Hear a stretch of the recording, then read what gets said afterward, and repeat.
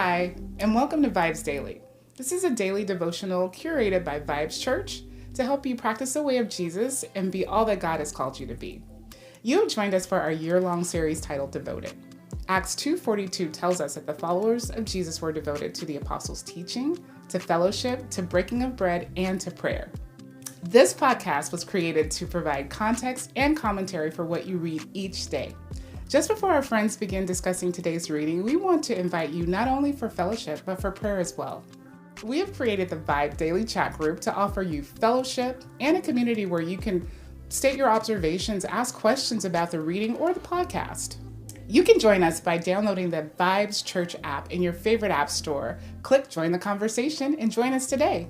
And finally, we hope that you can join us for prayer. Prayer happens Monday through Friday, and more information on that can be found on the VIBEZ Church app under prayer. Now, let's begin our conversation on today's reading. Yo, welcome back to VIBEZ Daily. So excited to have you back here as we have been continuing this series, year-long series called Devoted. I'm still here this week with my friends Collin, Shameeka, and Victoria as we continue to discuss each day's reading. And today we are on day 4 in our reading together, chapters 11, 12, and 13 of Genesis. And so I want to jump right into that conversation here. We left off really at the completion of Noah's story, kind of the ark, and as well as the lineage thereafter, his sons Shem, Japheth, and Ham. So we've kind of gotten there. And now pick up here at the beginning of chapter 11 with a very interesting story that's kind of inserted here in the midst, just before we get to another patriarch of the faith here in chapter 11. But anything that's just jumped out. So we get this story, it's kind of this Tower of Babylon, or Babel, depending on which translation you may be reading. Victoria, you kind of alluded to a little bit of this yesterday in this kind of asking a question of how this came about based off of some of what we read before. But anything else that jumped out about this story as mankind tried to build this tower? Yeah, I would say what stuck out to me is their language, in the sense of starting in verse 3, them saying, come, like, let us make these certain things, and essentially saying, like, they want to build for themselves a city and a tower with its top in the sky, and let us make a name for ourselves. Otherwise, we will be scattered throughout the earth. Like, that verse to me stuck out because, one, is like, it just shows them wanting to be superior than God. Like, we're trying to reach the heavens. We want to make a name for ourselves. And then ultimately, they're like, the root of the reason why they're also saying is like, otherwise we'll be scattered throughout the earth. And to me, that was like deliberately going against what God commanded and instructed, was for them to fill the earth, like to migrate out, throughout the earth. And I just thought that was interesting to kind of just see this rebellion of, like, despite what God said, we ain't trying to scatter. Like, we don't want to do that. We want to stay in one space, but make a name for ourselves. And hearing them speak as if they're the Trinity, and that in the way that they say it, really stuck out to me.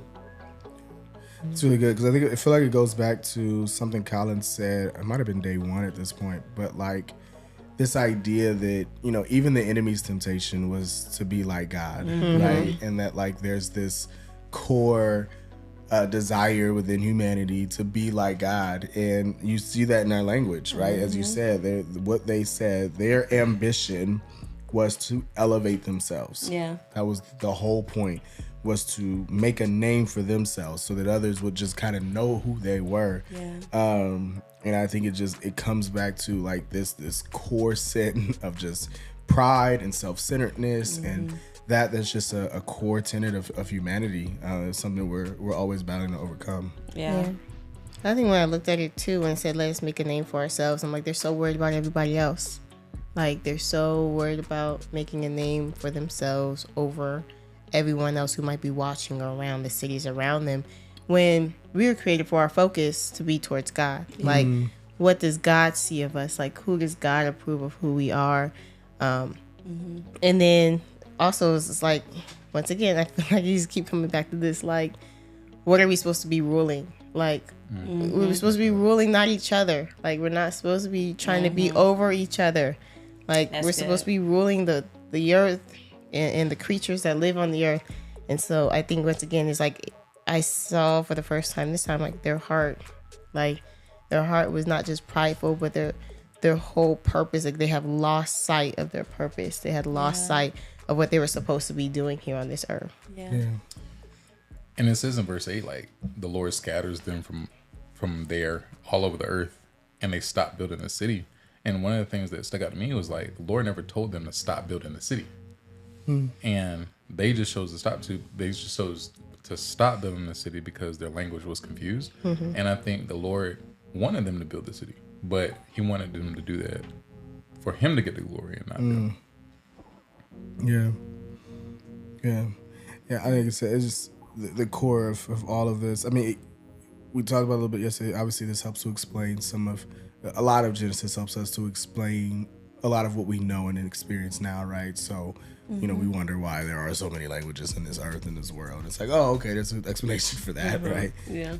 But I think that I love that in these stories, we do get insight into the human condition, specifically in this understanding of like what it is that God desires of us, and that in this case, like these people, in the same way that so many of us are doing. I mean, you saw this like race, even this happened here across the world at one point where like skyscrapers were the big thing, right? And like there was this race across humanity to build the tallest building like across humanity. And again, it was all about that specific person getting the credit for doing that. And you see that just over history, we've all come back to this idea of like, how can we make a name for ourselves? And to think to the point that like, are we more concerned with other people's opinion of us and other people's approval than we are with God specifically? Yeah. I even, as you were saying that, like, I thought of even like these roller coasters nowadays that we see are like, it's comparing the heights to certain buildings and all that stuff, and how you still see that remnant or just that trickle down effect of the sin of like the heart of the people hear from this text that we still see to this day. And how we are so like amazed by like tall buildings and like all those different things. And I think the city kind of correlates with the gospel. Like, God doesn't intend for us to build the kingdom up but out. Like, and this is why he has to scatter it, because he created this whole world so that we could spread it. It's so interesting that you said that, because I was just thinking in my head that like in this instance, in verse 6, he's like, behold, they are one people.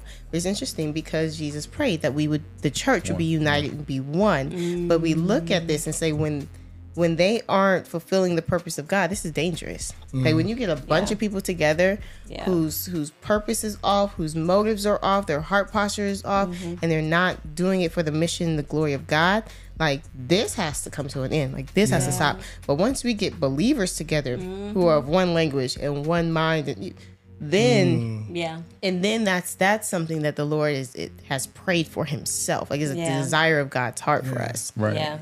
That's so good, because even in verse 6, I do like how it, to that point of what you're saying, where he says nothing they plan to do will be impossible. That's encouraging as believers to know that, like, okay, like you said, as being united as one, like with Christ, how nothing is impossible. And that's a good thing. So yeah, that's really good. Yeah, because there's with so many other things that we've already read. Like, it's not, to Collin's point, it's not the city that's the issue. It's not them working together that's the issue. It's not the unity that's the issue. It's the heart posture. Right? It's the desire and the intent that becomes the issue.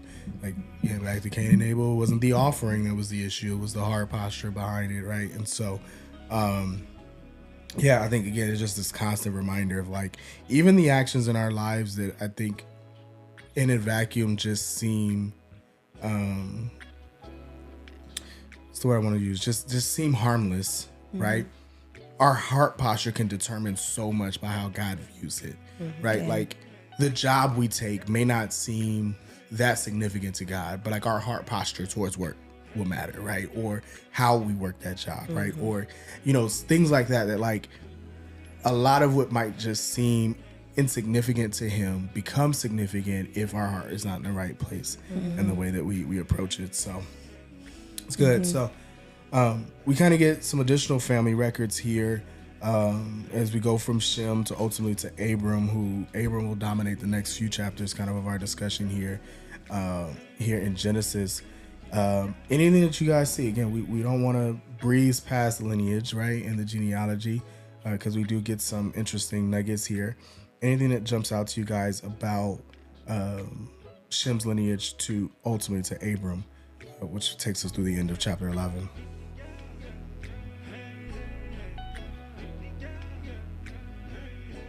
I think it's really interesting that the stark difference here to me from some of the past lineages was just how soon they started having children. Like some of the lineages back then, they were 130 years before they birthed their first child. And they were older. And here we start seeing them at 34 years and 30 years, now 29 years old, like where they're starting to have their first children. And some of this we've seen in the older ones, but like this is a lot more frequent now. Which, like I said, as you see, they're dying younger and they're having children younger, which is all a remnant of what God said would happen. Yeah. Yeah. And I think it's also interesting. I'm reading in the NIV version, like in this genealogy, I don't see and he died, like with all of these lineages. That is true. Yeah, it just tells about how long they lived and then who they fathered kind of met. Yeah. I wonder if that's because that wasn't something that needed to be emphasized, since it was in the previous text, and it was followed by like us seeing the promise of like, okay, now, the days are numbered to this certain point. So now at this point, reading through the text, like, I guess for us, it would be like okay, we know they're gonna die eventually. But yeah, that is cool to observe. Yeah, I mean, I some of the family dynamics are just always so interesting. I mean, you look at just the fact that, like, Terah takes Abram and Lot, and they kind of go and move. So they do a lot of this moving together, living together, and that kind of thing. Like, it's so interesting because I think the dynamic in the world that we live today, it's unusual or uncommon, particularly here in the West, to see families kind of stick together like this, right, from place to place. And that oftentimes it's like, you encourage, man, you grow up, you move out your parents' house, you go do what you got to do. But like, these are grown adults and they kids and they families just like all moving from place to place. So I don't know, it was just an interesting dynamic. And ultimately we see some differences or some things that come out of that ultimately, but just to see that these families stayed very close knit kind of throughout that as well was something that jumped out to me.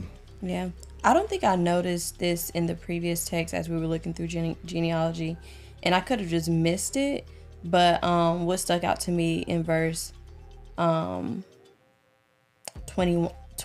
was, well, actually, never mind, because I just was reading Abram and Nahor, however you say it, took wives. And at first I thought it was saying that they had multiple wives, but it then broke it down to separate ones. But I thought that this was about to be the start of like just seeing multiple wives being a thing, but I don't think that's the case yet. In verse 28, though, just one verse before, I think it was interesting that Haran, it said, died in the presence of his father. When he died before his father passed, and that seems unusual. Like, we don't see that even in like the genealogies here. And so I wonder, like, was Haran evil? Like, was he evil of some sort? But I mean, looking at the fruit, Lot wasn't the best either. Like, and the Lord was just like, Lot.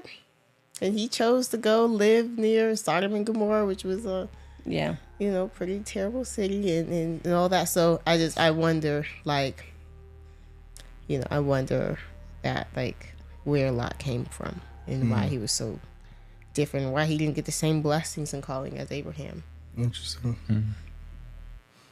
Yeah. I mean, well, speaking of that, I mean, that call comes shortly thereafter, right? Beginning of chapter 12. So we get this call of Abram and this command that God gives him. Yeah, anything that just jumps out to you about this? And I mean, really, you kind of go anywhere into 12 because he eventually moves and does some other things. But anything about like this beginning of our introduction to Abram and who he is that was interesting to you? Yeah, verse 5. He took his wife Sarah, his nephew Lot, all the possessions they had accumulated, and the people they acquired in Haran, and they set out for the land of Canaan, and they arrived there. And just the thought that I had that it's easy to follow God when you're in a bad place and have nothing. But Abram had wealth, he had slaves, and he had status. And that's where the Lord called him. And it's harder when you have everything to follow God and have, you know, by culture standards, nothing. But I've seen that so much in my life, but it's like, how many people are willing to follow God when you're in a good place? Yeah. In a bad one? That is tough. I do like seeing, even in the beginning verses, where God is like instructing Abram to go out from your land and your relatives, and I'll show you the land or this place. It reminded me of Noah, like how these are very similar instructions that Noah and his family had to live. Like, and although this didn't occur with a flood or like, you know, them having to be in an ark, there still was this like command that God was asking of them, in this obedience that needed to take place on Abram and his family behalf to like leave one place to go to another. Yeah. I always thought it was interesting that he says to go from your country, from your, my version says from your kindred and your father's house. But then I feel like the author kind of starts throwing these light jabs, because in verse 4 it's just like, so Abram went as the Lord had told him, and Lot went with him. And like, to me, it's how it reads in my head.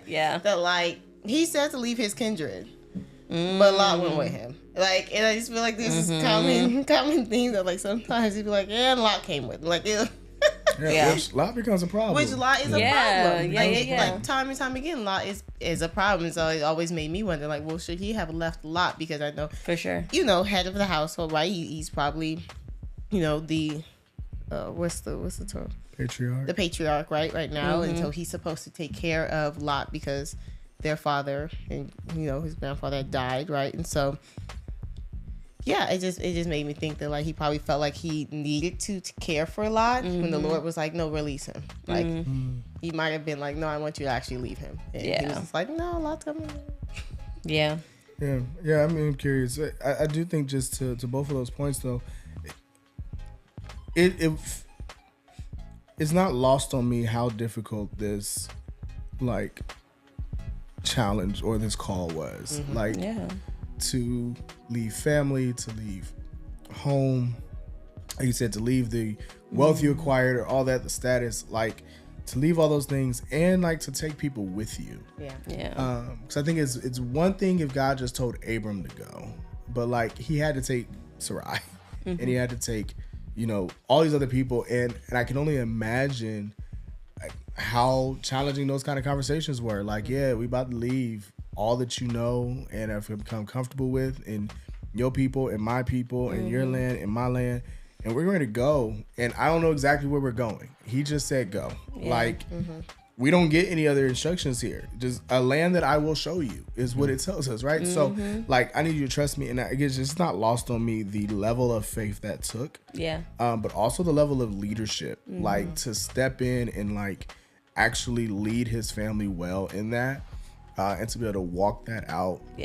Because I think there are many of, I'll speak for myself, like I think it's challenging sometimes. I can fold to the pressure or the opinions of even just those people closest to us, right? Like we were talking about Babel thing and wanting people to like see me from afar and the status. I think sometimes it's just the people closest to us and their opinions and their thoughts. Like, you know, I'm gonna share a whole lot, but like our family, when we left California, which was kind of our home that we knew, like some of the hardest conversations were with parents and with, you know, aunts and uncles and people who were just like, what are you doing and why are you going here, right? And so just that level of faith, but also that level of just leadership to be able to lead a family through that and make that call. I don't know. It just wasn't lost on me. That's as I read real. that. Yeah, a call to scatter again, continue to scatter.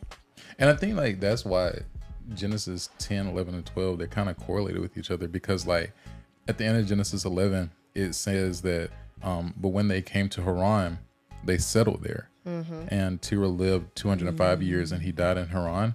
And like, I think the reason why God had to call Abram from his family and from his situation of comfort is to take him out of the mindset of settling. And in Genesis 10, we see that the people, they have brick and mortar. And when Abram goes in Genesis 12 and he goes between Bethel and Ai, he pitches a tent instead of building a house, because he understands that he's going to be constantly moving around. Where the people in Genesis 10, they were so focused on staying here. And God said, you weren't intended to stay here. Yeah. Which is interesting though, because he said they set out to go to Canaan, but they stopped short in Haran. Right. And so the Lord moves him again, and it's like, I'm going to take you to this land that I will show you. And he actually came to this land. Now they get to Canaan, and now God shows him, this is the land that I'm going to give you. Like he tells him in verse 7, this is the land I'm going to give your offspring. But it was I was really curious though that he moved from there. Like once the Lord showed him the land, he got up, went to pitch his tent between Bethel and Ai. It says that he built an altar and called the name of the Lord, but we don't see any response from the Lord there. And then when he goes out to Egypt, and we know bad things happen in Egypt. We'll get to that. I'm sorry to jump ahead. But bad things happen in Egypt, and I'm assuming this is where they got Hagar, because she was an Egyptian slave. And then he goes back, and sorry to skip forward, but in chapter 13, he goes back to Bethel and Ai. He makes another altar where he was before, and the Lord didn't say anything either. And then it's not until they separate, he separates from Lot. And then in verse 12 of chapter 13, Abraham settled in the land of Canaan. And then in verse 14, the Lord said to Abram, like now the Lord's speaking again. And so I was just like, well, why did you leave the place that the Lord told you that he was going to give you? I didn't understand that. Like I wasn't understanding, because when you left, the Lord stopped speaking. Like it seemed like the Lord wasn't with him. But when he returned, it seemed like, okay, this is where I told you I'm going to dwell with you here. That's good. And then he started speaking again. Come on, man. So I just brushed through a lot. No, that that's was good. good. That's good to pull that together, because I think one of the things that I also like love to reflect on as I read this, because I was also like challenged, like, I talk about that level of leadership, but like I'm always reminded too that the individuals that we read about in scripture texts are still human, right? They're still imperfect. And so like I can't read every action that they do as like an example of what I should do, right? Because like yes, I can look at that and go, oh man, that was great faith to leave, and like I appreciate that.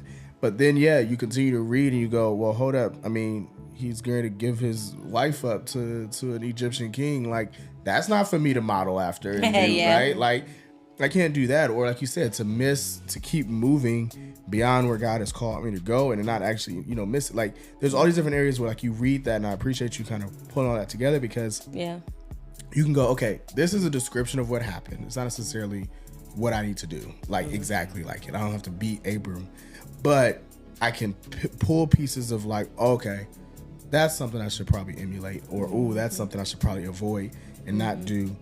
You kind of see that in the life of Abram specifically. Man, I just really love how you pointed out the whole, like, even with him building these altars, that something we would see as like, oh, this is good. Like he's like the Lord's response, because we got to see the Lord's response to it, Noah. We got to see his response even in the other text when we saw the offering that Abel gave, like and to not hear anything right silence. Here. Silence. And I don't know, it's just relatable, because I do feel like a lot of times we like to go to places or be in certain seasons or use certain gifts or whatever and ask the Lord to bless it, versus like really listening to the Lord and like, okay, but what is it that you want me to do? And you tell me where to go. And that, like, that is where the blessing is, like, so that was good. And I love how God will use a famine so that we can move. Like God will dry up a place in your life so that you can keep moving. Yeah. Yeah. Yeah. Yeah. Yeah. So, speaking of kind of where he was moving, he ends up in Egypt. Very unfortunate situation there. Anything that just stuck out is kind of his time in Egypt that was interesting to you guys. Anything in there in particular? What stuck out to me is just the line in verse of 10 is there was a famine in the land. And the reason why that stuck out to me was because I was thinking about previously when God was saying like he wouldn't curse the land and stuff anymore, and like how that was a promise that he gave to Noah. And so for me, even seeing that there was a famine, it just also reassured me to know that like that didn't mean that was the end of it. Like that again, God still promised not to curse the land, and so it wasn't going to be a famine forever. Like there was like still vegetation or things that would eventually appear in that. But again, just thinking about that promise of like he's not going to go back on his word despite the famine, despite what you see or what it looked like.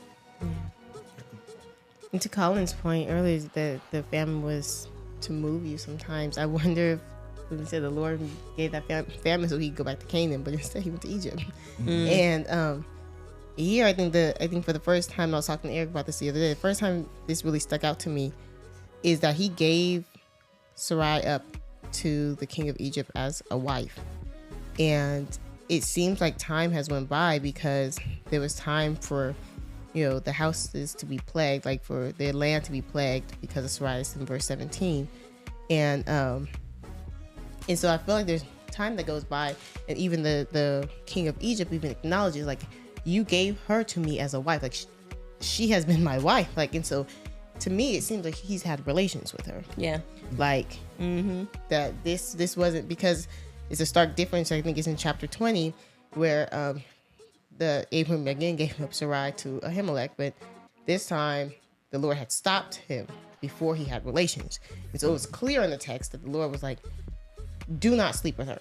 Like, do not. And so it's clear, but in here it doesn't say that. It doesn't say like, and he had time to acquire flocks and all this stuff. And so he's out here making money while she living in Pharaoh's house. So while she's literally being slept with.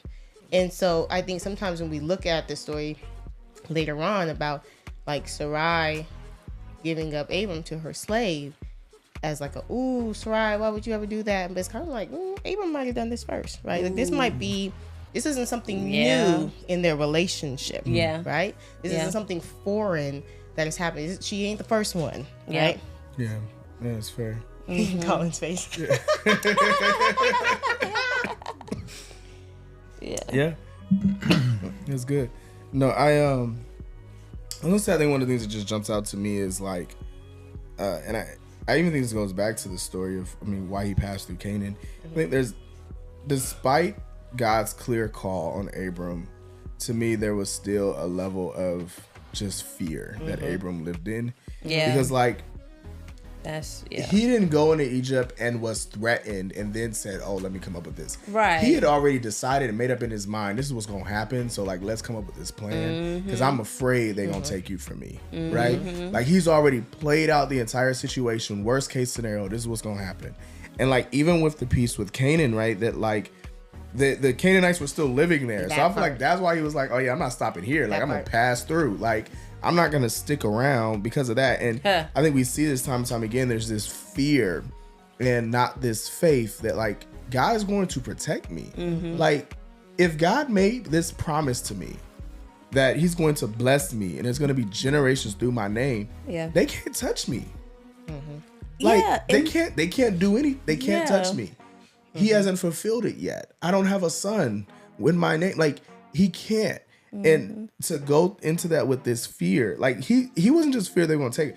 He said, there will kill me because of you, but let you live. This is verse 12.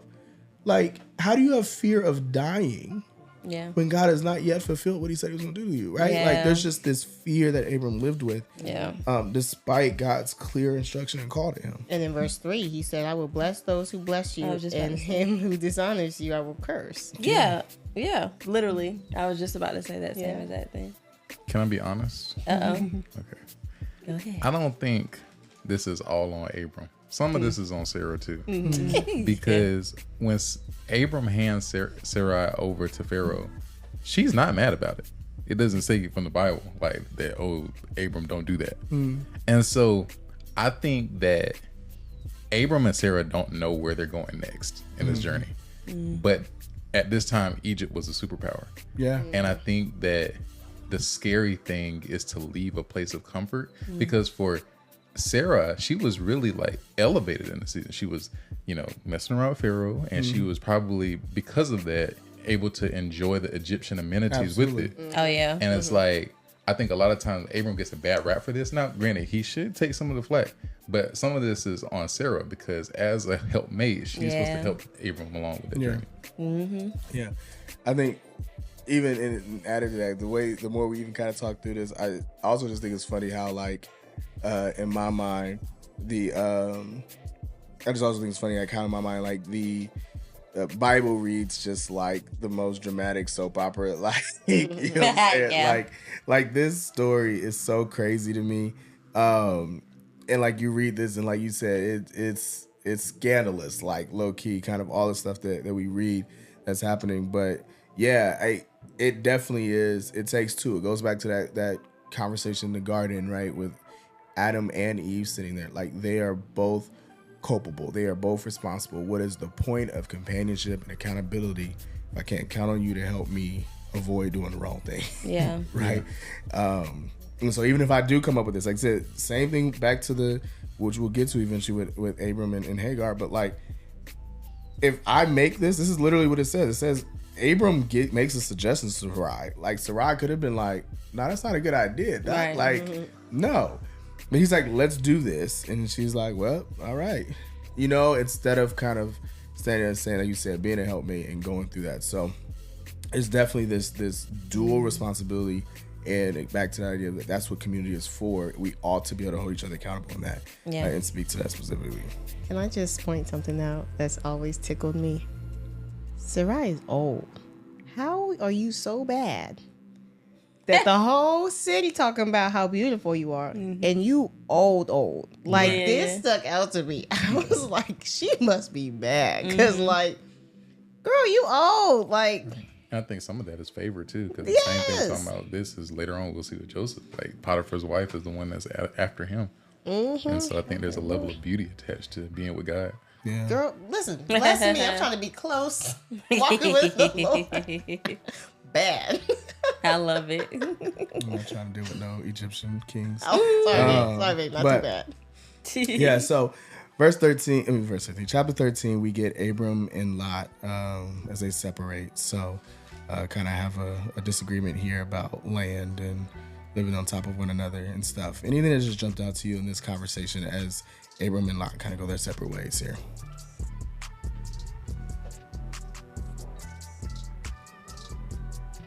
Lot seems so greedy to me. I'm sorry. Lot was like, I'm going to take the plushest land. I'm going to take this because this looks real nice. And after all you've done for me, Abram, after all you've done for me, I'm going to take the best, in my opinion, and leave you with this. And I'm just like, how selfish can you be? I've been taking care of you your whole life. Yep. For sure. I love how, like, right after Lot leaves, God gives Abram the promise, That part. and he reminds him of the promise. And it's like, sometimes we feel like we can't hear from God because we're dealing with a lot. And a lot needs to leave. Yeah, Come on, pun intended. that's real. That's a good one. Yeah. No, that's so good, man.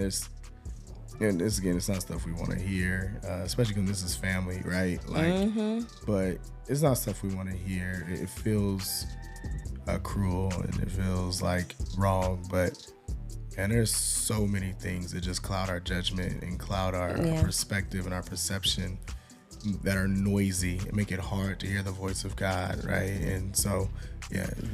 And like, let's not miss the significance of this moment. Like, Abram wanted Lot to be the heir. He doesn't have a son yet. Yeah. So to see That's Lot walk true. away, that was his legacy walking away. Yeah. That is true.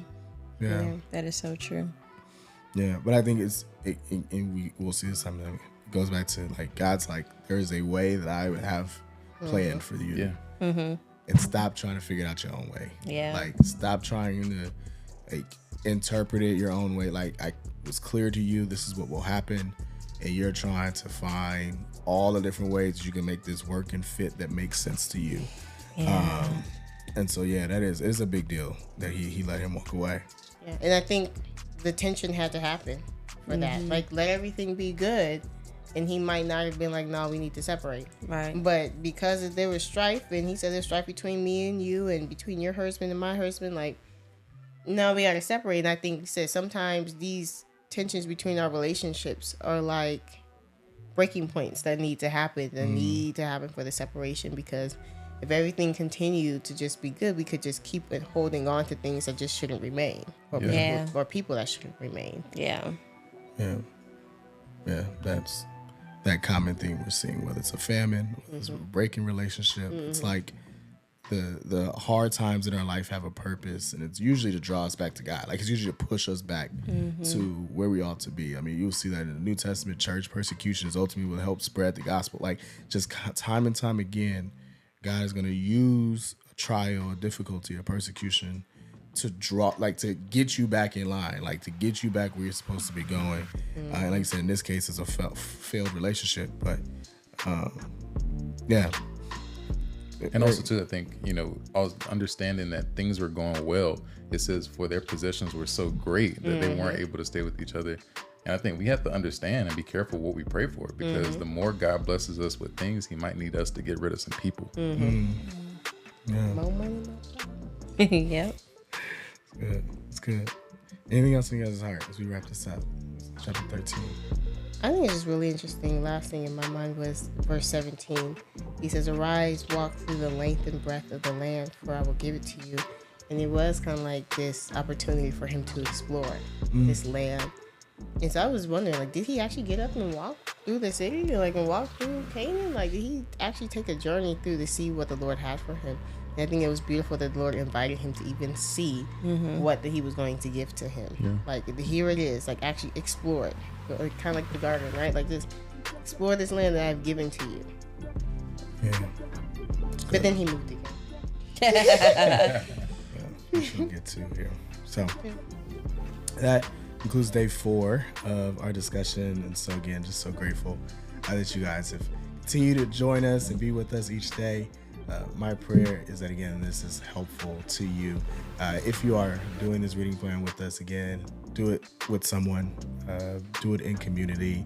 Do not do this on your own. And so, of course, we have a community for you. You can always download the VIBEZ Church app and choose to join the VIBEZ Daily community group. There's a messaging group there that you can be a part of, or just invite somebody near to you and dear to you that you believe will follow through in this commitment with you and hold you accountable. But day 5, we wrap up this week going through chapter 17 of Genesis, wrap up our first week of our reading plan. And so pray that you'll come back and join us again tomorrow. And until then, see you. God bless.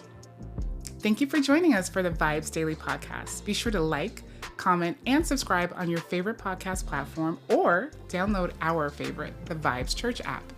Visit vibes.church/devoted for additional episodes, notes, details, and the latest merch.